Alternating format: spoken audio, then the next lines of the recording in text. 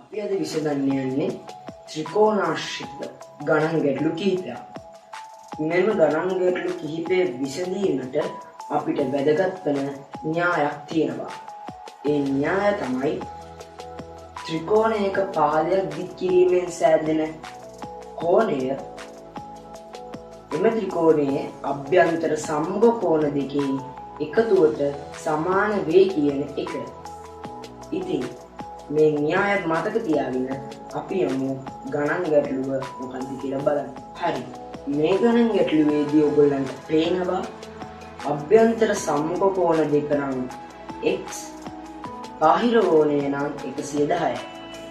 එතකොට අපි අර මුලින් කියපු න්‍යාය අනුව අභ්‍යන්තර සම්මුඛ කෝණ දෙක එකතු වුණාම x ධන x සමානයි බාහිර කෝණය 110යි. එතකොට x ධන x සමාන 110යි.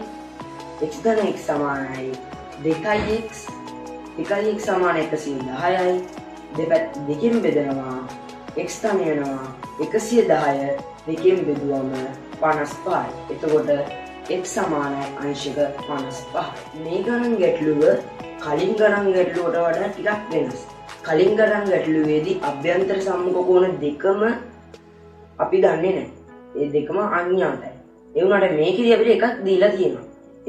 මේකත් අර ක්‍රමයෙන්ම තමයි විසඳන්නේ.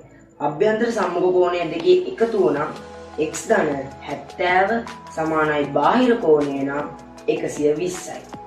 එතකොට අපි x තනි කරගන්න නම් ධන 70 එහා පැත්තට අරන් යනවා. ඒක ඍණ 70 වෙනවා.